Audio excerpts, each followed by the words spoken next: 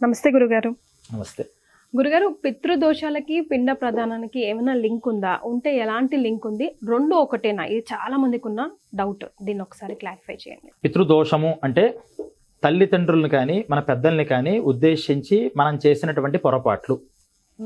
ఇది పోయిన వాళ్ళ విషయంలోనే కాదు, బ్రతికున్న తల్లిదండ్రుల్ని కూడా మనం నోటికొచ్చినట్టు మాట్లాడి వాళ్ళని సరిగ్గా చూడకుండా వాళ్ళు ఒకటి అనుకుంటే మనం ఇంకోటి చేసి వాళ్ళని ఇబ్బంది పెట్టి ఎవరైతే చేస్తారో వాళ్ళకి కూడా పితృదోషం వస్తుంది. మరణిస్తారు. మరణించిన తర్వాత వాళ్ళకి చేయాల్సిన కర్మలు శ్రద్ధగా చేయకపోతే, గుర్తుంచుకోవాల్సింది శ్రద్ధ. అంటే మనం 100% కర్మలు చేయగలమా అంటే కలియుగంలో అన్ని చేయలేము. కానీ మనకి అందుబాటులో ఉన్నటువంటిది మనం ఒక మంచి వాళ్ళని ఆశ్రయిస్తాం, వాళ్ళకి తెలుసున్న దాంట్లో వాళ్ళు చేస్తారు. వీటిల్లో అన్నిట్లోనూ 100% ఎలా వస్తుంది అంటే మనం ఫుల్ ఫోకస్తో నేను పరిపూర్ణంగా దీన్ని చేయాలి, నేను నియమంగా చేయాలి, ఏది తక్కువ లేకుండా చేయాలి అని పూర్ణ భావంతో చేస్తే మిగతా లోపాలన్నీ పూరించుకుపోతాయి. ఆ భావనతో ఈ కర్మలు చేయకపోవడం, ఈ తల్లిదండ్రుల యొక్క ఆశయాలకి అనుగుణంగా తర్వాత ఉండకపోవడం, ఈ తల్లిదండ్రులకి మరణించిన తిథుల్లో చేయాల్సినటువంటి పితృకార్యాలు చేయకపోవడం, ఇవన్నీ ఏమవుతాయంటే పితృదోషాల కింద మారుతాయి. గురుగారు, జనరల్గా మనల్ని భరించే వాళ్ళు ఎవరైనా, ప్రపంచంలో ఎవరైనా అస్సలు మన నుంచి ఏది ఆశించకుండా చూసే వాళ్ళంటే తల్లి తండ్రి అనే చెప్పుకుంటాం. మరి ఇక్కడంతా భరించిన వాళ్ళు అక్కడికి వెళ్ళాక మనకి ఎందుకు శాపాలు పెడతారు అంటే? చాలా మంచి ప్రశ్న వేశారు.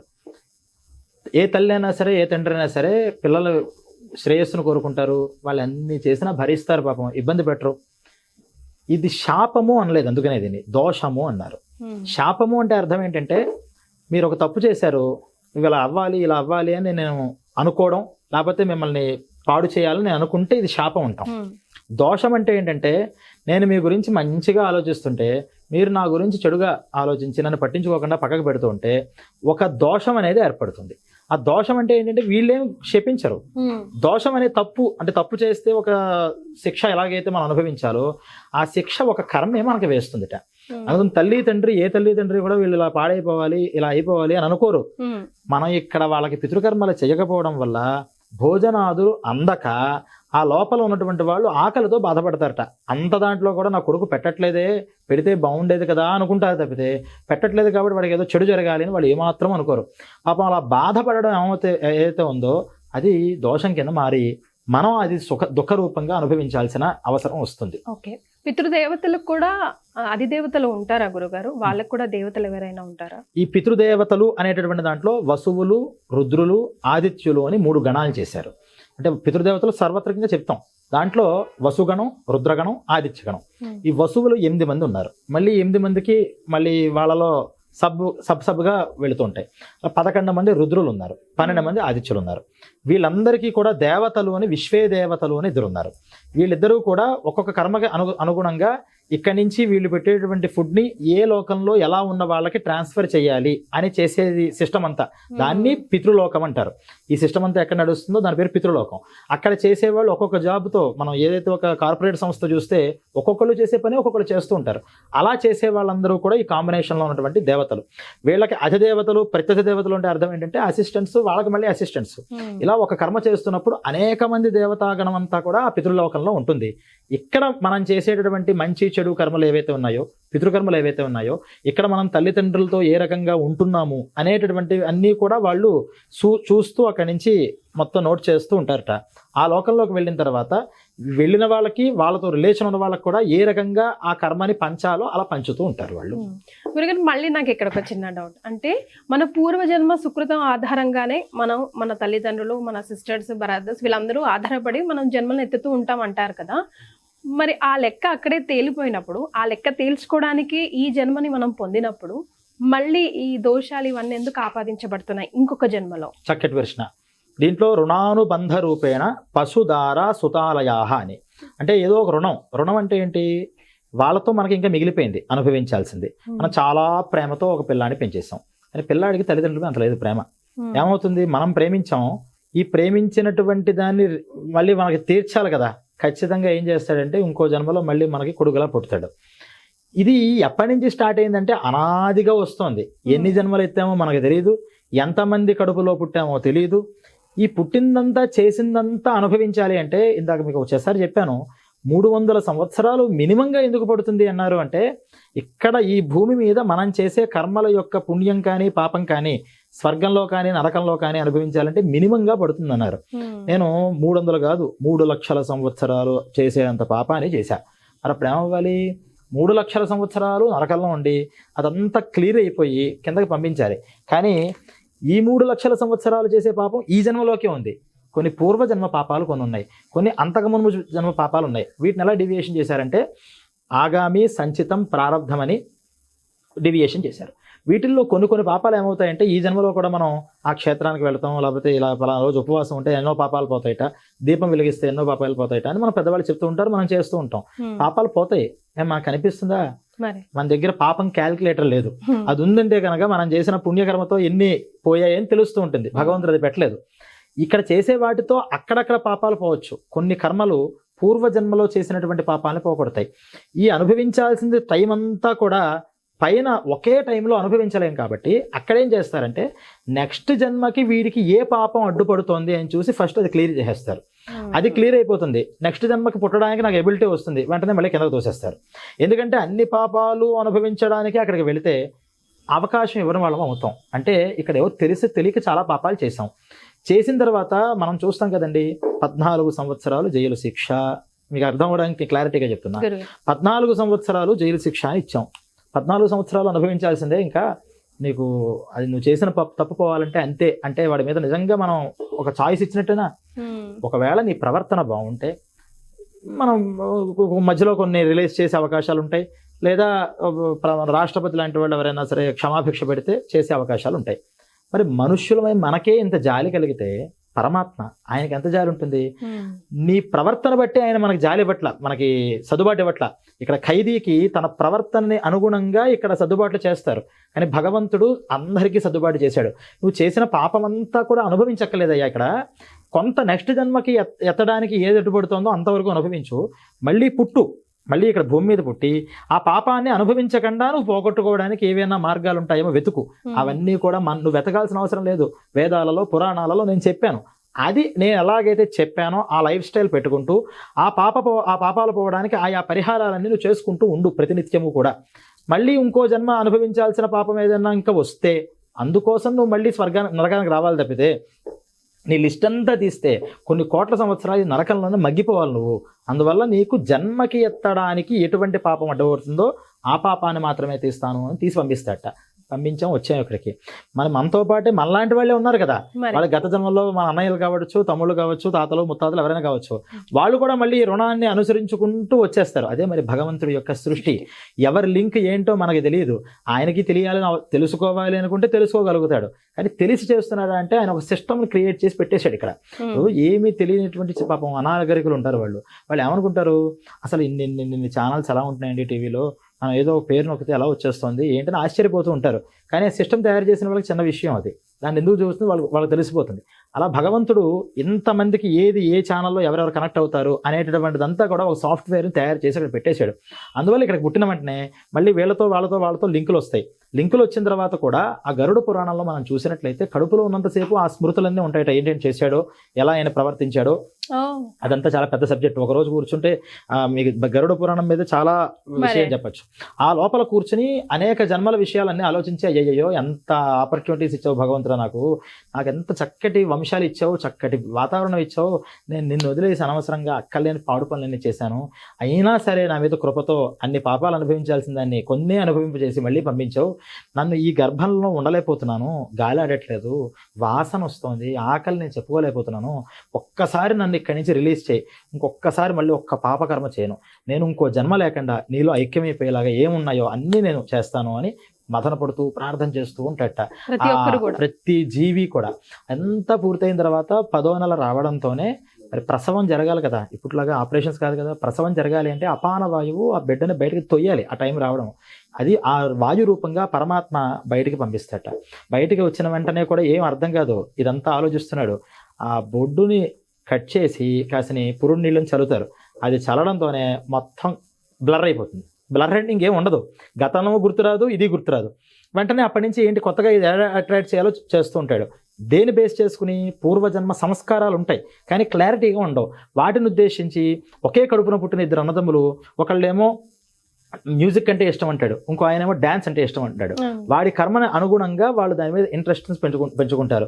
దీంట్లో మళ్ళీ ఆ కర్మానుగుణంగానే మళ్ళీ పుణ్యపాపాలు చేస్తూ ఉంటారు. అది మనం అందుకని ఈ రుణాల బంధాలన్నీ ఇక్కడికి వస్తుంటాయి. మనకి ఎవిడెంట్ గా ఎలా తెలుస్తుంది గురుగారు, అంటే పితృదోషాలతో నాకు ఈ ప్రాబ్లమ్స్ ఫేస్ చేస్తున్నాను అని చెప్పుకోవడానికి? పితృదోషాలతో చేసేయడానికి శాస్త్రాల్లో కొన్ని చిహ్నాలు చెప్పారు. ఏంటంటే ఎవరైతే పితృదోష బాధితులు ఉన్నారో వాళ్ళ కుటుంబంలో అశాంతి ఉంటుంది.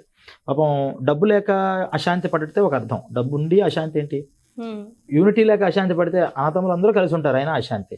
అన్నీ బాగున్నాయండి, నాకు ఏదో తెలియని ఒక అసంతృప్తి ఉంటుంది, నాకు ఇష్టమైన ఉద్యోగమే చేస్తున్నాను, ఏమో తెలియదు నాకు. ఈ ఏమో తెలియదు అనే అసంతృప్తి ఏదైతే ఉందో అది ఒక దోషానికి కారణం. దోషం అంటే ఒక పాపం యొక్క సమూహం, దాని కారణంగానే మనకి అది అసంతృప్తి అనేది వస్తుంది.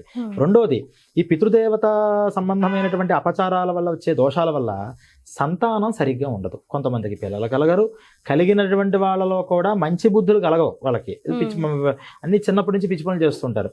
కొంతమందికి పాపం అవకరాలతో పుడుతుంటారు, అదంతా ఇబ్బంది అండి. అసలు పిల్లలు లేని వాళ్ళకన్నా పాపం పిల్లలు ఏదో అవకరంతో లోపంతో పుడితే నరకం చూస్తుంటారు పాపం వాళ్ళు, అలా ఇబ్బంది పడుతూ ఉంటారు కొంతమంది.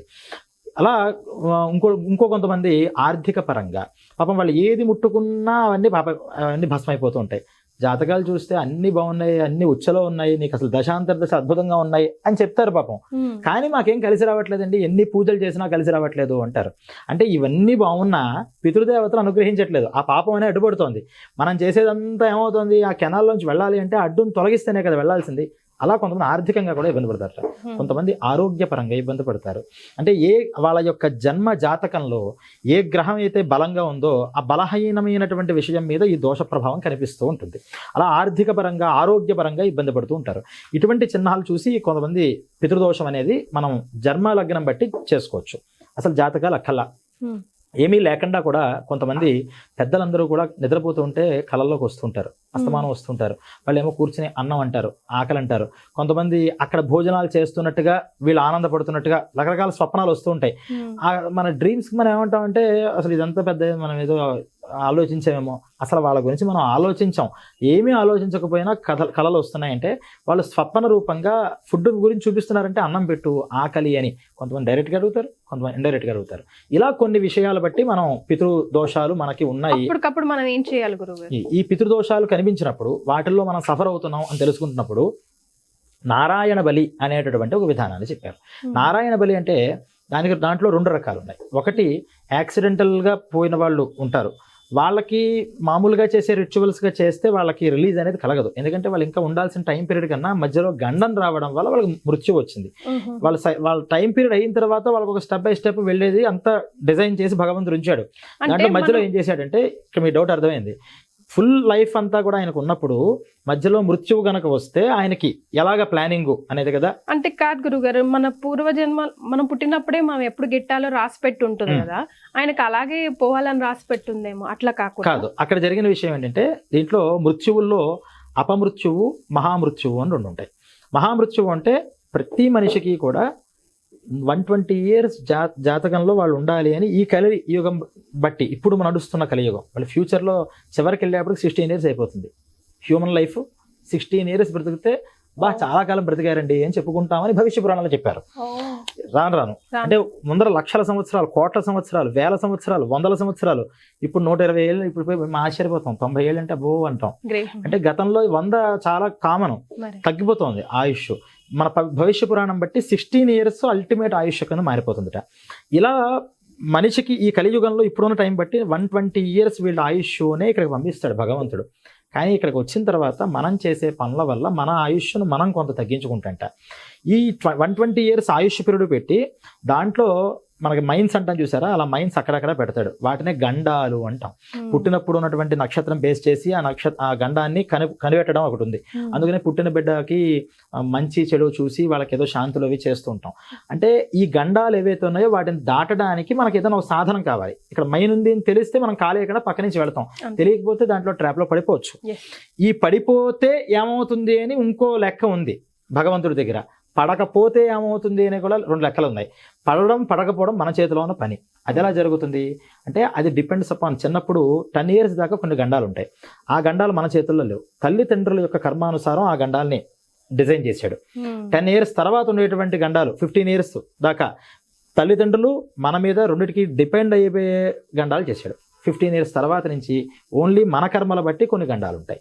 ఈ గండాల్ని ముందరగా తెలుసుకోవాలి అంటే అప్పటిదాకా ఇచ్చిన టైం పీరియడ్ అంటే 15 years కానీ 20 years కానీ మనం ఎలా ఉన్నాం, మనం ఎలా యూటిలైజ్ చేసుకున్నాం ఈ లైఫ్ని అనేది చూసి తద్వారా ఏదో ఒక ప్రేరణ ఇస్తట. అందుకనే ఈ దోషాలు ఉన్న వాళ్ళందరూ పరిహారాలు చేసుకుంటున్నారా?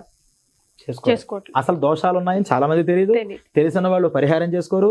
చేసుకున్న వాళ్ళు కూడా మరి సక్రమంగా చేసుకోవాలిగా. అన్ని చోట్ల సక్రమంగా చేయరుగా.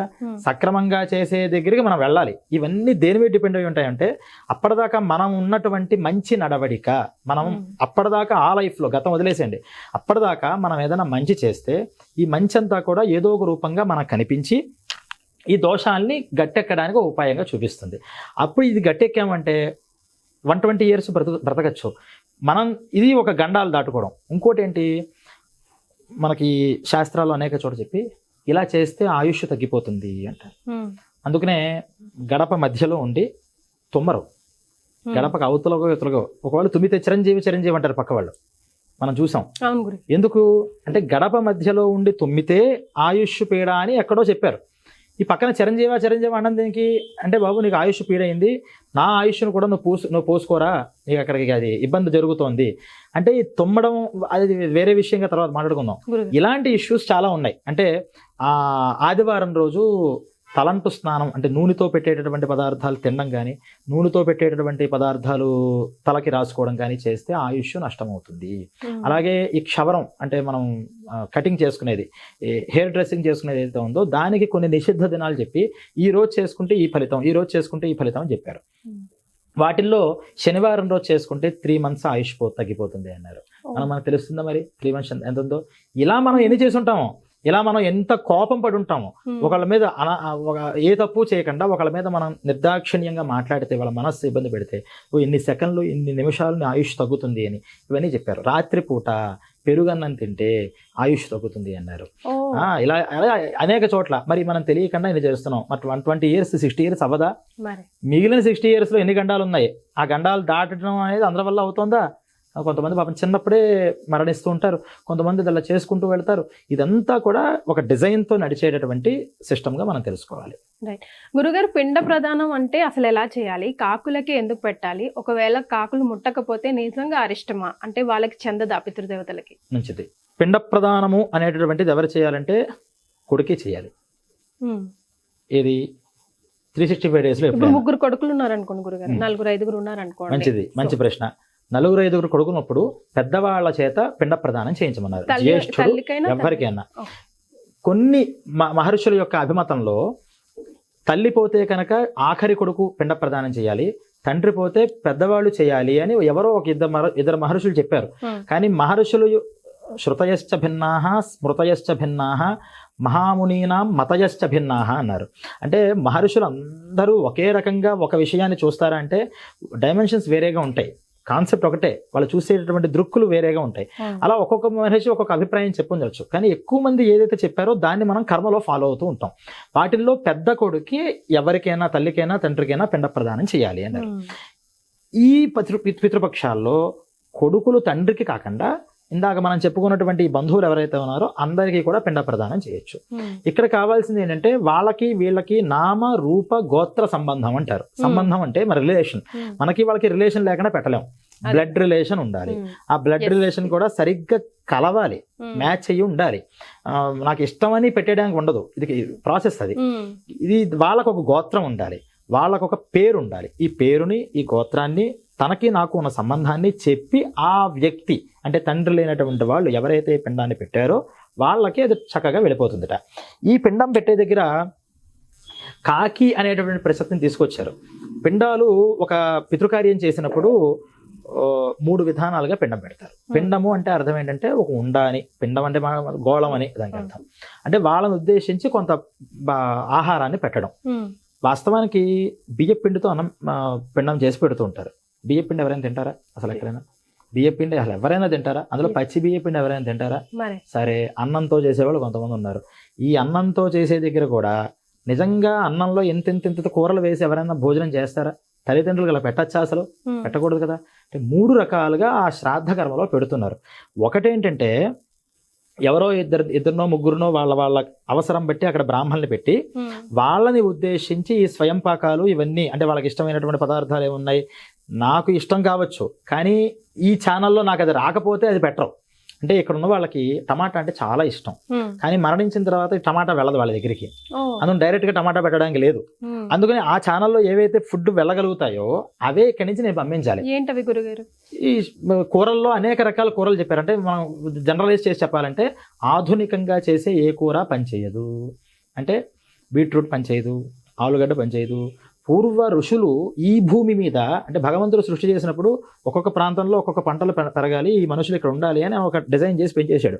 మనం ఏం చేసాం, నాకు ఇది ఇష్టం కాబట్టి అక్కడి నుంచి ఇక్కడ తెచ్చుకుని ఇక్కడ పెంచుకోకూడదా? రుద్రాక్ష చెట్లు ఎక్కడ ఉంటాయి? హిమాలయాల్లో ఉంటాయి. మేము తెచ్చామంటే ఒక మొక్క వేసాము, వస్తుందో లేదో అని వచ్చేసింది అంటాం. అది మన సృష్టి కాదు, అది మన సృష్టి, భగవంతుడు సృష్టి కాదు. ఇప్పుడు డ్రాగన్ ఫ్రూట్స్ అంటున్నాం. ఈ డ్రాగన్ ఫ్రూట్స్ అనేది భగవంతుడు సృష్టించాడా, మానవుడు సృష్టించాడా, లేదా అసురుడు సృష్టించడం కూడా మనకు అర్థం కాదు.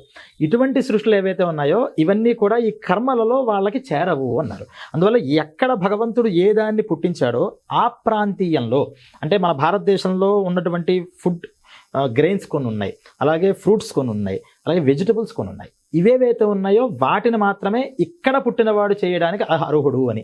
అందువల్ల నాకు టమాటా ఇక్కడ ఉన్నప్పుడు ఎక్కడి నుంచి తెచ్చుకోవడానికి ఇష్టపడినా ఈ టమాటాని టమాటాగా అక్కడ పెట్టడానికి అవ్వదు, అందుకని పనిచేయదు అని దానికి ఒక ప్రాసెస్ అంతా కూడా చెప్పుకుంటూ వెళ్ళారు. ఇలా బ్రాహ్మణులకి ఇచ్చే దాంట్లో వాళ్ళకి ఏవైతే ఇష్టమో, అవి ఏదైతే శాస్త్రం నిషిద్ధం చేయలేదో అవన్నీ కూడా పెట్టి ఇవ్వండి. భోజనం పెట్టేవాళ్ళు కొంతమంది ఉంటారు, స్వయం పాకం ఇచ్చేవాళ్ళు కొంతమంది ఉంటారు. ఎవరు ఏం చేయాలో ఆ విధానంగా శాస్త్రీయంగా చేసుకోవాలి. ఇది ఒక టైపు. రెండో టైపు ఈ పిండాలు 3గా అది ఉండలుగా చేసి దాన్ని పెట్టేది. కేవలం ముగ్గురికే కాదు, దాని మీద పిండి చేసి మళ్ళీ 3 సార్లు పైన వేస్తారు. దాన్ని లేపము అంటారు. అంటే పిండము అంటే తండ్రి, తాత, ముత్తాత అనుకుంటే ఆ పై వాళ్ళు కూడా వదిలేస్తే ఎలాగా? ఇంకో 3 ఉన్నారు, వాళ్ళు వీళ్ళ కారకులు అయ్యారు కాబట్టి వాళ్ళ దాకా కూడా మనం రీచ్ అవ్వాలి. ఈ పైన వేసేది లేపభాకులు అంటారు, అది వాళ్ళు వెళతారట. అలాగే ఈ పిండంలో చేసేటప్పుడు గయాయాంతమస్తూనే పిండ కార్యాన్ని చేస్తారు. ఇలా చేసి, అంటే ఈ రూపంగా చేసినప్పుడే ఈ తీర్థం మించి, అంటే ఈ చేతి మీద కూడా అదొక సపరేట్గా మనం తెలుసుకోవాల్సిన విషయం. ఈ చెయ్యే మొత్తం అంతా ఎవరికైనా మనం చెయ్యిస్తేనే అవుతుంది. మనం చేతితో షేక్ హ్యాండ్ ఎందుకు ఇస్తున్నాం? ఆ స్పర్శ వల్ల కొన్ని భావాలు మనుషులో కలుగుతూ ఉంటాయి. చేతితో మనం ఏదైనా చేయొచ్చు, అది గమనించారు మన మహర్షులు. అందుకని వాళ్ళు ఏమన్నారంటే ఈ భాగం దగ్గర నుంచి పితృ కార్యం, ఇది పితృతీర్థము, అందువల్ల పిండాన్ని ఇలా పెట్టండి అని ఓ ప్రాసెస్ చెప్పారు. ఇదేమవుతుందంటే ఇందాక మనం చెప్పుకున్నటువంటి పితృలోకము అనేటటువంటిది ఉంది కదా, ఆ లోకంలో ఉన్నటువంటి పితృదేవతలందరికీ కూడా ఈ పిండాలు వాళ్ళకి అకౌంట్లో అవుతాయట. బ్రాహ్మణులకి పెట్టేటటువంటి పిండాల వల్ల ఏమో తృప్తి కలుగుతుంది. వాళ్ళు ఎక్కడ ఏ లోకంలో ఉన్నా తృప్తి కలిగి అమ్మయ్య ప్రశాంతంగా నాకు ఈరోజు పెట్టారు అని వాళ్ళు ఓకే చేస్తారు. పితృలోకంలో ఉన్నటువంటి పితృగణాలన్నీ కూడా తృప్తిపడాలి అంటే ఈ పిండాన్ని డైరెక్ట్గా పెట్టాలి. సరే, 2 పెడితే కూడా సరిపోదు, ఇంకోటి ఉంది. ఇది నువ్వు ఉద్దేశించి పేరు, సంబంధం, గోత్రం తెలుసు కాబట్టి పెట్టావు. తెలియని వాళ్ళు ఎంతమంది ఉన్నారు? ఇప్పుడు మనం కుటుంబ సభ్యుల్లో తల్లిదండ్రులు అందరి పేర్లు చెప్పమంటే తాత ముత్తాత పేరు అంటే మాకు తెలియదండి అనేవాళ్ళు చాలా మంది ఉన్నారు. మన గొప్ప సంస్కృతి ఎంత గొప్పదంటే మన ఇంట్లో ఒక 7 తరాలు చెప్పిన 6 తరాలు, అంటే మనతో కలిపి 7 తరాల క్రితం ఎవరో ఒక సర్వెంట్ మన ఇంట్లో ఒక పని చేసి ఉండొచ్చు. అతను ఒకరోజు చేసి ఉండొచ్చు, తన జీవితాంతం చేసి ఉండొచ్చు. తర్వాత మరణించాడు. మరి మనం పుట్టినప్పుడు మంత్రసానాలు ఉండేవారు పూర్వం, వాళ్ళు ఇప్పటికీ హాస్పిటల్ నర్సులు ఉంటారు. మనం పుట్టడానికి ఎన్నో ఇబ్బందులు పడుతుంటే బయటికి రావడానికి వాళ్ళు ఎంతో ప్రయత్నం చేసి తీసుకొస్తారు. మరి వాళ్ళకి మనం రుణం ఉన్నామా లేదా? వాళ్ళు ఆ రోజు ఆ పని చేయకపోతే భూమి మీదకి వస్తామా మనం? ఇలా మనిషి, మన పూర్వీకులు కూడా ఎంతో మందితో రుణం ఉన్నారు. వీళ్ళందరూ తృప్తి చెందాలి అంటే ఎలాగా అని ఆలోచించి ఈ శ్రాద్ధంలోనే ఒక వికిర పిండము, దాని పేరు ఏంటి, కాకి పిండం కాదు, వికిర పిండం, వికిరాన్నము, వికిర పిండము అని పెడతారు. ఈ వికిర పిండం అంటే ఏంటంటే ఈ అగ్నితో సంస్కారం జరిగి మరణించిన వాళ్ళు కొంతమంది, అగ్ని సంస్కారం లేకుండా మరణించే వాళ్ళు కొంతమంది. అంటే చిన్నప్పుడే పోతే వాళ్ళకి అగ్ని సంస్కారాలు ఉండవు, గొయ్యి తీసి పాత పెట్టేస్తారు.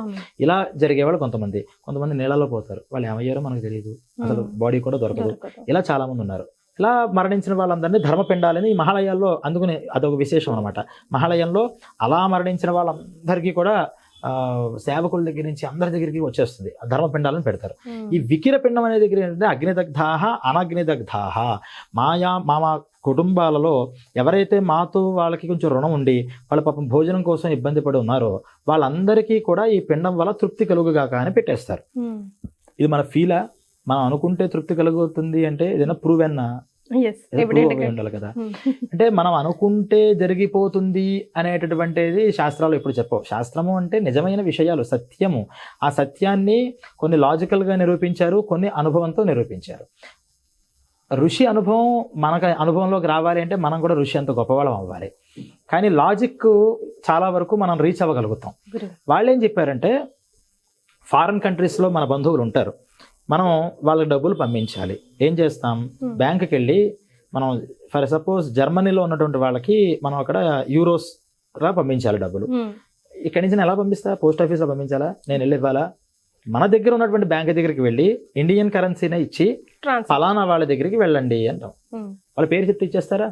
డీటెయిల్స్ కావాలి. డీటెయిల్స్తో కూడా మీకు ఎందుకు పంపిస్తున్నారు, మీకేంటి సంబంధం, వాళ్ళతో సంబంధం చెప్పాలి. ఆ డీటెయిల్స్లో కూడా ఆయన ఎగ్జాక్ట్ అక్కడ ఉంటున్నాడు, అక్కడ ఉన్నటువంటి ఆయన అకౌంట్ నెంబర్ ఏంటి, ఇవన్నీ రాయాలి. దీంట్లో ఏ ఒక్క అక్షరం సంఖ్య మారినా ఈ డబ్బులు ఎవరికి వెళ్ళిపోతాయి. అంటే పర్ఫెక్ట్గా చేయాలి. ఇదంతా ఎప్పుడు చేయాలి? నేను సండే రోజు వెళ్ళి చేస్తానంటే కుదురుతుందా? బ్యాంక్ వర్కింగ్ టైమ్స్, బ్యాంక్ వాళ్ళు ఎప్పుడు చెప్పారో అప్పుడు చేయాలి. నేనేం చేస్తాను, 1,00,000 రూపాయలు తీసుకెళ్లి బండిలు వాళ్ళకి ఇచ్చి పలానా దగ్గరికి వేయండి అన్నాను. వాళ్ళు ఇవన్నీ ఇలా నొక్కి ఎంటర్ నొక్కుతాడు, అయిపోయిందండి అంటాడు. నేను వాళ్ళతో వాదిస్తానా? ఎలా అయిపోయిందండి, మా వాడికి ఎలా వెళ్ళింది, మీ డబ్బులు అక్కడే ఉంటాయి కదా మీ పక్కనే, ఇక్కడ మీరు పెట్టేసుకుని మా తమ్ముడికి వెళ్ళింది చెప్పడం అబద్ధం కాదు, డబ్బులు మీరు తీసేసుకుంటారో నాకు నమ్మకం లేదు అంటే అది మన అవివేకం అవుతుంది. ఇక్కడ వాళ్ళకి చేరిన మన కంటి ముందరే ఆ డబ్బులు కనిపిస్తున్నా అక్కడ ఉన్న వాళ్ళకి చేరేయలేదు ఎలా తెలుస్తుంది అంటే ఒకసారి ఫోన్ చేసి కన్ఫర్మ్ చేసుకొని కావాలంటే అంటాడు. కానీ ఇక్కడ ఉన్న వాళ్ళు కాబట్టి మనం ఫోన్ చేసి కన్ఫర్మేషన్ తీసుకోగలుగుతాం. వాళ్ళు ఇక్కడ లేని వాళ్ళు ఆలోకంతో కన్ఫర్మేషన్ తీసుకునేంత క్యాపబిలిటీ మనకి లేదు. కాబట్టి వాళ్ళకి చేరిందా లేదా అనేది మనం డిసైడ్ చేయలేకపోతున్నాం. కానీ ఇక్కడన్నా మనం కన్ఫర్మేషన్ చేసినా చేయకపోయినా ఆ జర్మనీలో ఉన్న వ్యక్తికి ఈ 1,00,000 రూపీస్ ఎలా కన్వర్ట్ అయ్యి ఆయన అకౌంట్లో పడిపోతాయో అలాగే ఏ లోకంలో ఎవరున్నా ఈ శాస్త్రాన్ని అనుసరించి, అంటే ఈ రూల్స్ని రెగ్యులేషన్స్ని అనుసరించి ఇది నేను తీసుకెళ్ళి బ్యాంక్ ఆయనకే ఇవ్వాలి, బ్యాంక్ మేనేజర్కో లేకపోతే బ్యాంక్ అకౌంటెంట్కో ఇవ్వాలి. బ్యాంక్ దగ్గర ఉన్న సెక్యూరిటీ గార్డ్ దగ్గరికి వెళ్ళాను, అయ్యా మీరు కూడా బ్యాంకులో ఎంప్లాయే కదా, ఈ డబ్బులు తీసుకుని అకౌంట్లో వేసేయండి అంటే చెల్లుదయా? చల్లవు. ఎలాగైతే ఓ ప్రాసెస్ అవ్వాలో అలా సద్బ్రాహ్మల్ని పట్టుకుని ఆ బ్రాహ్మల్ని కూడా ఆ డేట్ రోజు ఆ సమయంలో పెట్టాల్సిన వాళ్ళు ఎవరు, ఇలా ఇన్ని రూల్స్ ఫాలో అయ్యి కనుక పెట్టితే నీకు నువ్వు చూసి కన్ఫర్మేషన్ చేసినా చేయకపోయినా నువ్వు చేసే శ్రాద్ధం వాళ్ళకి వెళ్ళిపోతుంది, వాళ్ళకి అందుతుంది అని ప్రూవ్ చేశారు. ఇది లాజికల్లీ ప్రూవ్. ప్రత్యక్షంగా వెళ్ళాలంటే మనం లోకానికి పరిగెత్తాలి, అది ఇప్పుడు ఉండగా అవ్వదు మనకి. లాజికల్గా ఇక్కడ మనం నీకు కనిపిస్తున్న విషయంలో ఎలా నడుస్తుందో నీకు కనిపించిన విషయంలో కూడా ఇలా ఉండొచ్చు అని చెప్పారు. కాబట్టి ఇది మనం ఏదో మీ ట్రస్ట్ అండి, పెద్దవాళ్ళ నమ్మకాలండి, మీ తదిప్తి చేస్తారండి అనడానికి లేదు. ఇది ఖచ్చితంగా ఇది ఒకవేళ నమ్మకమే అనగైతే ఏ మూఢ విశ్వాసానికైనా ఓ రీసెర్చ్ చేశారు, 100 సంవత్సరాల తర్వాత ఆ మూఢ విశ్వాసాలు క్రమంగా తగ్గిపోతాయి. కానీ మన సంస్కృతి రాను పెరిగిపోతుంది. అంటే అర్థం ఏంటంటే ఇది మూఢ విశ్వాసం కాదు అని కూడా మనం తెలుసుకోవాలి. గురుగారు, కాకి ఎందుకు అంత ప్రాధాన్యత ఇవ్వాల్సిందేనా, ఏమైనా ఎక్స్క్యూజ్ ఉందా? ఇప్పుడు ఈ చెప్పినటువంటి విషయంలో ఇప్పుడు వికిర పిండం అనేటటువంటి విషయాన్ని మనం మాట్లాడుతున్నాం. ఈ వికిర పిండాన్ని ఎవరైతే మన ఇంట్లో మనకు సంబంధంగా ఉన్న వాళ్ళు ఉన్నారో వాళ్ళందరికీ కూడా చెందాలి అని చెప్పాం కదా. ఒకటేమో బ్రాహ్మణ రూపంగా పెట్టాం, ఒకటేమో డైరెక్ట్ పిండ ప్రదానం చేసాం. ఆ పిండ ప్రదానం చేసిన వాటిని ఈ 3 పిండాలని కానీ ఈ మహాలయాల్లో ఎక్కువ పెట్టే పిండాలు కానీ ఏం చేయమన్నారంటే నీళ్లల్లో కలపమన్నారు. నీళ్లలో కలిపితే చేపల రూపంగా పితృదేవతలు వాటిని స్వీకరిస్తారు. లేదా ఆవుకి పెట్టమన్నారు. మరి హైదరాబాద్లో మనకి నీళ్ళు అంటే చెరువుల్లో తీసుకెళ్ళి దాన్ని పాడు చేయడం కాదు, ప్రవాహ రూపంగా పెట్టాలి. లేకపోతే ఆవుకి పెట్టండి అన్నారు. అది కూడా లేకపోతే ఒక అగ్నిహోత్రం వెలిగించి దాంట్లో పెట్టేసేయండి అని దానికి చెప్పారు.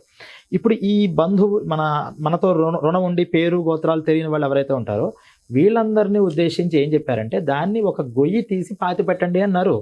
వికిర పిండము అంటే గొయ్యి తీసి దాంట్లో పాతి పెట్టడం. భూమిలో కనుక ఉంటే భూమిని ఆశ్రయించి ఉన్నటువంటి చిన్న చిన్న క్రిముకీటకాదులన్నీ కూడా వాటిని స్వీకరించడం వల్ల ఆయా లోకాల్లో వీళ్ళు ఎక్కడైతే ఉన్నారో తృప్తి కలుగుతుంది అని. ఈ కాకి లేదు అసలు శాస్త్రంలో కాకి లేదు.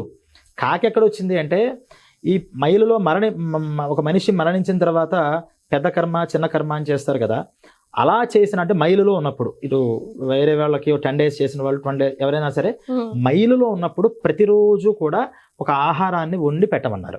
దాన్ని ఏమన్నారంటే గృధ్ర వాయస జలచర రూపేణ ఉపభుజ్యతాం అని. అంటే కేవలం కాకి అనే మాట అక్కడ లేదు, కాకహ అని లేదు. అక్కడ చెప్పబడింది ఏంటంటే గృధ్రము అంటే గద్దల రూపంగా కానీ, వాయసము అంటే పక్షి, అక్కడ మనం కాకి అనే అర్థం తీసుకోవచ్చు, లేదా పావురం అనే అర్థం తీసుకోవచ్చు, ఏదైనా అర్థం తీసుకోవచ్చు. జలచర అంటే నీళ్ళల్లో చింత చెప్పాం కదా, చేపలు కానీ ఏదైనా జలచరాలు రూపేణ ఉపభుజ్యతాం. ఇక్కడ చెప్పిన పిండం ఏంటి, నిజంగా వాయసం అనే దానికి మనం కాకి అని అర్థం తీసుకున్నా ఎక్కడ చెప్పారు ఇది 10 days అంటే మైలులో చేసేటటువంటి వాటికి అవి వచ్చి ఈ రూపంగా తీసుకెళ్ళండి అని. ఇప్పుడు అక్కడ కూడా మనం పెట్టాము, శ్మశానాల్లో పెట్ట వాడడం అని చూస్తూ ఉంటాం. ఆ పెట్ట వాలేదాకా కూడా అందరూ కూర్చుని చూస్తారు దాన్ని. వాలకపోతే 2 రోజులైనా 3 రోజులైనా, ఈ మధ్యకాలంలో సినిమా కూడా తీశారు కదా దాని మీద, ఎన్ని రోజులైనా చేస్తారు. అంటే మనం ఆ సినిమాలు కానీ లేకపోతే వాస్తవంగా జరిగే వాటికి కానీ మనం తీసుకోవాల్సిన ఇది ఏంటంటే, అంటే వాళ్ళ గురించి వీళ్ళు అటెన్షన్ పే చేస్తున్నారు. ఈ రూపంగా వస్తున్నారు, అది ముట్టుకుంటే వాళ్ళకి చెందినట్టు అని. నిజంగా 10 రోజులలో ఈ రూపంగానే వాళ్ళు తీసుకుంటారు. చెప్పాను కదా, గృధ్ర వాయస జలచర రూపేణ ఉపభుజ్యతాం. నీకు డైరెక్ట్గా ఇంకా ఒక శరీరం రాలేదు. ఈ కర్మ సపిండీకరణం అనేటువంటి కర్మ పూర్తవని దాకా పితృదేవతల అధీనంలోకి నువ్వు వెళ్ళవు. నువ్వా మనిషివి కాదు, నీ శరీరాన్ని ఇక్కడ దహనం చేసేసాం. నువ్వేమవుతావు, ఒక గాలిలాగా. దాన్ని అందుకని ప్రేతము అన్నారు, అంటే ప్రేతాన్ని పిలుస్తారు. ఈ ప్రేతంలో తిరుగుతున్నావు కదా, కాబట్టి నీకు ఏదో ఒక రూపం కావాలి. కాబట్టి ఈ గృధ్రం రూపంలో అంటే మన గద్ద రూపంలో కానీ మాంస పిండాలు పెట్టేవారు, అవి గద్దలు వచ్చి తీసుకెళ్లేవి. మా గద్దలు రాగా కానీ, కాకిలు రాగా కానీ, లేకపోతే చేపల్లాగా కానీ ఏదో ఒక రూపాన్ని పొంది నువ్వు తీసుకో అన్నారు. మరి సపిండీకరణం అయ్యి వాళ్ళ దేవలోకాలు పితృలోకాలన్నీ వచ్చేసిన తర్వాత అసలు కాకుల రూపంగానూ పక్షుల రూపంగానూ రావాల్సిన కర్మ వాళ్ళకి ఏంటి లేదు. కానీ ఇది ఎలాగైతే అక్కడ అలవాటు పడి వాళ్ళకి పెట్టి ఒక సంతృప్తి, వాళ్ళు వచ్చి ముట్టుకుంటే మా తృప్తి అక్కడ నిజం. 10 రోజుల్లో వాళ్ళు రావడం, వాళ్ళు ముట్టుకోవడం, వాళ్ళు తృప్తి జరగడం నిజం. వీళ్ళు కనుక సక్రమంగా లేకపోతే మరి వాళ్ళు రారు కదా. ప్రేత రూపంగా ఉన్నారే, మీరు ఎవరు కరెక్ట్గా లేరు, మీరు పెట్టేది నాకు ఎందుకు అని అలుగుతారు కొంతకాలం. ఆ అలక మీద ఉన్నప్పుడు అది నిజం. కానీ వాళ్ళకి తృప్తి కలిగిన తర్వాత వాళ్ళు మళ్ళీ ఇక్కడికి వచ్చి కాకిరాను ఇంకోలాగా రావాలా? వాళ్ళ దేవలోకాల్లో ఉన్నవాళ్ళు, వాళ్ళు బ్లెస్ చేసే అధికారం ఉన్నవాళ్ళు కాకుల్లా ఎందుకు వస్తారు? వాళ్ళు బ్రాహ్మణ రూపంగా వస్తారు డైరెక్ట్గా రమ్మంటే. ఎందుకంటే నువ్వు ప్రత్యక్షంగా పెడుతున్నంత బ్రాహ్మణులకి ఫుడ్ పెడుతున్నావు, ఫుడ్ ఇస్తున్నావు, అలాగే తీసుకుంటారు వాళ్ళు. అయిపోయింది. ఈ కాకి అనేది లేదు. కానీ మన సంస్కృతి ఇది తప్పు అనడానికి లేదు, ఇది అతైతేనే తప్పు. ఎందుకు మన పెద్దవాళ్ళు ప్రోత్సహించారంటే, ఇంట్లో అందరినీ కూడా కర్మలో భాగం చేయడం అనేది మనకి ప్రతి రిచువల్లోనూ ఉంటుంది. ఇప్పుడు ఇవన్నీ ఎవరు చేస్తారంటే, ఆడవాళ్ళు చేస్తారా? పితృకార్యాలు అంతా మగవాళ్ళే. ఆడవాళ్ళు ఏం చేయాలి? వంట చేసి పెడతారు. అదొక్కటేనా మాకు పని? అందుకని ఏమన్నారంటే, అమ్మ ఈ పిండాలన్నీ మీరు పెట్టేది లేదు, మీకు మీ మామగారు అంటే చాలా ఇష్టం కదా, మీకు మీ అత్తగారు అంటే చాలా ఇష్టం కదా, నువ్వేం చేస్తావంటే చిన్న గారె ముక్క తీసుకునిరా, ఇక్కడ పెట్టినటువంటి ఈ పిండాన్ని పెట్టాం, అక్కడ పెట్టి ఒక్కసారి మీ మనస్సులో నువ్వు చేసిన వంటంతా కూడా ఎలా ఉందో మీ మామగారిని అడుగు, దానికోసం చూడు అని వాళ్ళకి కూడా ఒక చిన్న రిచువల్ ఇవ్వాలి. కాబట్టి వాళ్ళు కూర్చునేవారు అక్కడ. ఆ కాకి వచ్చింది, దాన్ని ముట్టుకుంది అంటే సంబరపడిపోయి ఈరోజు నేను చేసిన వంటంతా కూడా మా మామగారికి నచ్చింది అని ఆనందపడేవారు. ఇంతవరకు ఓకే. కానీ ఆ కాకి రాకపోతే పెట్టిన తద్దినం అంతా పాడైపోయిందని మళ్ళీ మళ్ళీ మళ్ళీ మళ్ళీ పెట్టేవాళ్ళు కూడా ఉన్నారు. ఇది మూర్ఖత్వం. అసలు అది కాకి పెట్టమనే లేదు. భూమిలో తీసి దానికి చెప్పినప్పుడు కూడా అగ్నిదగ్ధాః ఏ అగ్నిదగ్ధాః ఏనగ్నిదగ్ధాః ఏవా జాతాః అని చెప్పి భూమో దత్తేన పిండేన తృప్తాయాంతు పరాంగతిం. ఈ భూమిలో నేను పెట్టేటటువంటి పిండం వల్ల వీళ్ళందరూ తృప్తి చెంది పరాగతిని వాళ్ళు పొందాలి. మంత్రమే అలా చెప్తోంది. కాకి ఎక్కడి నుంచి వచ్చింది? చాలా. ఈ మాట చెప్తే చాలా మంది మారారు. ఇది లేదు అని నిరూపణ చేసి చూపించిన తర్వాత కాకి రాకపోతే తద్దినం పాడైపోయింది. అసలు కాకి కాదు, ఏ పక్షి వచ్చినా రాకపోయినా ఇబ్బందే లేదు. భూమిలో పెట్టేటటువంటి విధానం మనకు కుదరదు. ఇప్పుడు సిటీస్లో ఎక్కడ గొయ్యి తీసి పాడి పెడతాం, మొక్కల్లో అక్కడ పెట్టుకోవాలంటే అమ్మో పెట్టాం కదా మళ్ళీ మనకి ఏదైనా చెడేమో అని భయాలు మనకు ఉంటాయి.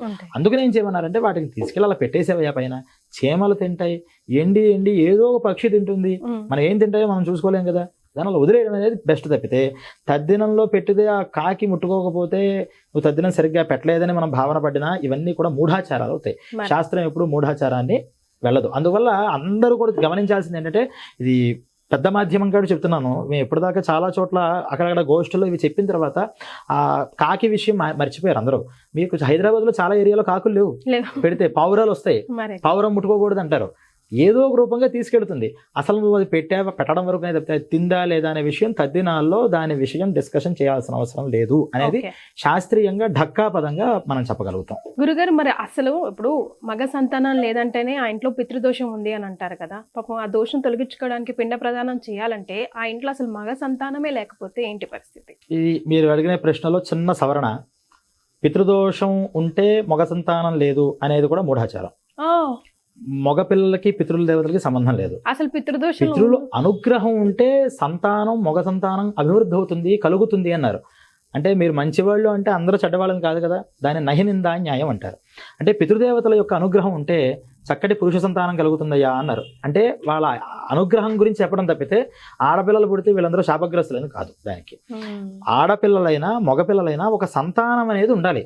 మన శాస్త్రంలో ఆడ ఎక్కువ మగ తక్కువ అని చెప్పాల. అంటే మగ సంతానం ఉంటేనే వంశం అభివృద్ధి చెందుతుంది అంటారు. అది మనం వంశాభివృద్ధి అంటే అర్థం ఏంటంటే మనం నిజంగా వైదిక పరంపరలోనో మనం చేసిన గొప్ప పనుల్లోనో తర్వాత ఇంకో వాళ్ళు దాన్ని చూడాలి అని. కానీ ఇప్పుడు ఏమైపోయింది, మన ఆస్తులు కాపాడాలని లేకపోతే మన ఇంటి పేరు నిలబెట్టాలి అని ఇంకో మగపిల్లాడు ఉండాలి అనుకుంటాను తప్పితే ధర్మం అనేది లేదు. ధర్మం గురించి పూర్వీకులు ఆలోచించారు. పరంపర ఉంటే ధర్మం ఉంటుంది. వాళ్ళు ఒక దేవాలయం కట్టేవారు, వాళ్ళు ఉన్నంతకాలం దాన్ని చూసేవారు. అరే మనం తర్వాత ఎవరు చూస్తారా, కాబట్టి మనకు పిల్లలు కావాలి అని కోరుకునేవారు. ఇప్పుడు మనం ఎందుకు కావాలని కోరుకుంటాం? దేవాలయాల కోసమా లేకపోతే ఇంట్లో ఏదో మన ఆచారాలు ఉన్నాయన్నా? అసలు ఆచారాలే మంట కలిపేశాం కదా. ఆడ పిల్ల అనేటటువంటి విషయం ఇక్కడ కాదు. మగ ఆడ అయినా ఏదో సంతానం ఉండాలి. సంతానం లేకపోతే ఏమవుతుందంటే పున్నామో నరకంజస్య అని ఈ సంతానం అనే మాటకి పున్నామ నరకం నుంచి పోగొడతాడు కాబట్టి వాడిని పుత్రుడు అన్నారు. అంటే పుమ్ అనే నరకాలు చాలా పేర్లు ఉన్నాయి, 100 నరకాలు చెప్పారు. ఆ నరకాల్లో ఈ పుమ్ అనే ఒక నరకాన్ని ఈ పుత్రుడు పుడితే దాటిస్తట. వీళ్ళు లేకపోతే ఏమైంది, మన పుణ్యం దాటిస్తుంది. ఈ పుత్రుడు పుట్టాడు, వాడి పిండం ప్రదానం చేయకపోతే మరే అందులో అది కర్మలు బట్టి డిసైడ్ అయి ఉంటుంది. అయితే స్త్రీలు కలిగిన దాన్ని ఏమన్నారంటే దౌహిత్ర పుత్ర సమహ అన్నారు. ఒకవేళ నువ్వు కర్మాధికారం చేసే దగ్గర కొడుకు లేడు, కేవలం అమ్మాయే పుట్టింది, అమ్మాయికి పుట్టే కొడుకు కూడా నీకు పుత్రుడితో సమానమయ్యా, వాళ్ళు నీకు కర్మం చేసే అధికారం ఉంది అని చెప్పారు. అమ్మాయి కూడా లేదండి. అపుత్రవతులు అంటే పుత్రులు కాదు, పుత్రికలు కాదు, ఎవరూ లేరు. అప్పుడు ఎవరు చేయాలి? నీ సోదరుడు చేయొచ్చు, నీ తమ్ముడు చేయొచ్చు. తమ్ముడు కూడా లేదండి. నువ్వు భార్యాభర్తలు ఉన్నారుగా, ఒకళ్ళు చేసుకోండి అన్నారు. అందుకనే పత్ని కుర్యాత్ సుతాభావే పత్నియభావే సహోదర అని. పిల్లలు లేరండి అంటే ఎవరి మీదో మరి భర్త ఉన్నంత కాలము ఎవరైనా వాళ్ళ తమ్ముళ్ళు వాళ్ళు కానీ సపోర్ట్ చేస్తారు. అది కూడా ఆలోచించారు మహర్షులు. ఇప్పుడు మైండ్ సెట్ ఎలా ఉంటుంది, భర్త ఎప్పుడైతే మరణించాడో నిజంగా పిల్లలు లేకపోతే ఆలోచిద్దాం, వాళ్ళ భర్తకు ఉన్నటువంటి బ్రదర్స్ కూడా ఎందుకని వదిలేసే అవకాశం ఉండొచ్చు కొన్ని చోట్ల. కొంతమంది మహానుభావులు చేస్తారు. ఇవన్నీ ఆలోచించి నువ్వు ఎవరిని మీద డిపెండ్ అవ్వకు, వాళ్ళంతా వాళ్ళు ఇన్వాల్వ్ అయ్యి చేస్తే చేయని, లేకపోతే నీకే రైట్ ఉందన్నారు. పత్ని కుర్యాత్, స్త్రీ నువ్వు ప్రత్యక్షంగా చేయొచ్చు. లేదండి మీ ప్రత్యక్షంగా చేయడానికి నా మనసు ఒప్పుకోవట్లేదు, ఆ శరీరాన్ని నేను దహనం చేయాలన్నా, వాళ్ళ పిండ కర్మలు చేయాలన్నా, అప్పుడు నువ్వు కర్తగా ఉండి ఇంకోళ్ళ ద్వారా దీన్ని చేయొచ్చు అని ఒక అమెండ్మెంట్ ఇచ్చారు. ఈ అమెండ్మెంట్నే మనం స్వీకరించి నిజంగా కొడుకులు కానీ కూతుళ్ళు కానీ ఎవరూ లేక బంధువులు ఎవరైనా ఉండి పాపం ఎంతో ధర్మాత్మలయ్యా చేశారని కొంతమంది అనుకోవచ్చు. కొంతమంది ఉంటారు పిల్లలు లేరని వాళ్ళు ఏం చేస్తారంటే ఇవన్నీ కూడా చారిటీ చేసేస్తారు. అనాథ శరణాలయాలు, వృద్ధాశ్రమాలు, టెంపుల్స్, అక్కడికి ఇక్కడికి. రిలేషను ఏదో రూపంగా రావాలి. వాళ్ళని దాయాదులు అంటారు. దాయాదులు అంటే డబ్బుతో సంబంధం ఏర్పరచుకున్న వాళ్ళు అని ఒక అర్థం. మన డబ్బును మనం సంపాదించగా నాది అనే అంతా కూడా నేను తీసుకెళ్ళి ఒక వేద పాఠశాలకు, ఒక దేవాలయానికో ఇచ్చేస్తే అప్పుడు ఎవరిది బాధ్యత అవుతుంది? దేవాలయంలో ఉన్నటువంటి దేవుడిది బాధ్యత అవుతుంది. వేద పాఠశాలలో ఉంటే వేద పాఠశాల నిర్వహణ చేసే వాళ్ళది అవుతుంది. దేవాలయాల్లో అంటే ఇంకా అక్కడ మారుతూ ఉంటారు రకరకాలు. ఇప్పుడు అంతా 10 మందితో వ్యవహారం కాబట్టి అన్ని కుదురుతాయి. ఈ పితృకర్మలు కూడా చేయడానికి పని చేయవు. జనరల్గా ఏం చేస్తుంటారంటే చారిటీస్ కొన్ని చేస్తారు, కొన్ని వేద పాఠశాలలకి వాళ్ళు డొనేట్ చేస్తూ ఉంటారు వాళ్ళకు ఉన్న ఆస్తిలో. అప్పుడు ఏమవుతుందంటే సంవత్సరానికి వాళ్ళు మరణించిన రోజు ఏదైతే ఉందో అప్పుడు ఈ వేద పాఠశాలలో నిర్వహణ చేస్తున్నటువంటి వీళ్ళు ఒక బ్రాహ్మడి చేత ఆ పితృకార్యం అంతా చేయించవచ్చు. చేస్తే ఇందా మనం మాట్లాడాం, సంబంధం ఎలా వస్తుంది వీళ్ళకి అంటే డబ్బే సంబంధం. సంపాదించిన డబ్బంతా కూడా వాళ్ళగా నీకు చారిటీ చేసేసారు. అదంతా నువ్వు తీసుకుని దాంట్లో ఒక మంచి పని చేస్తున్నావు కాబట్టి డబ్బు అనే దాంతో రిలేషన్ వచ్చింది. అంటే ఈ డబ్బు అనే దాంతో రిలేషన్ అంటే మనం జాగ్రత్తగా గమనించాలి. డబ్బు ఇస్తే చేయడం వేరు, వీళ్ళు మనకు ఎంతో ఉపకారం చేశారు కాబట్టి మనకి చెయ్యాలి అని అనుకోవడం వేరు. అంటే ప్రతిదానికి ఆయా అమౌంట్ చేసేయండి అంటే అది రిలేషన్ అవ్వదు. నీకు కావాల్సిన అంటే పిల్లల్ని మనం ఎలాగైతే పెంచుతున్నామో అలా ఒక వ్యవస్థని, ఒక అనాథ శరణాలయం, వృద్ధాలయము, ఒక వేద పాఠశాల, ఒక గుడో గోపురము, వీటిని మనది అనుకుని సంతానాలలో 7 సంతానాలు ఉన్నాయి. గురుగారు. దీనికి మెయిన్ అక్కడ చెప్పుకోవాలి. 7 రకాల సంతానం అంట. ఈ ఆడామగా సంతానం అనేది ఒక సంతానం. ఒక దేవాలయాన్ని నిర్మాణం చేస్తే అది ఒక సంతానం. ఒక చెరువు తవ్వితే అది సంతానం. ఆరామాలు, సత్రం కడితే ఒక సంతానం. ఇలా ఇన్ని రకాల సంతానాలలో ఒక డబ్బు అనే దాంతో రిలేషన్ ఏర్పరచుకున్నాం కాబట్టి ఆ తీసుకునే వాళ్ళు కూడా అరే వీళ్ళ వల్ల మనం ఇంత మంచిగా చేయగలుగుతున్నామే, అక్కడ చదువుకున్న వాళ్ళు, అక్కడ ఉంటున్న ఆశ్రయం పొందుతున్న అనాథలు అందరూ కూడా మనకి వీళ్ళు దాతలేని ఒక హార్ట్లీ రిలేషన్ పెట్టుకుంటారట. దానివల్ల వీళ్ళకి సంబంధం ఏర్పడుతుంది కాబట్టి వాళ్ళు చేసేటటువంటి పితృకార్యాలు కూడా వీళ్ళకి చెందుతుంటాయి. కొంతమందికి బంధువులు ఉంటారు.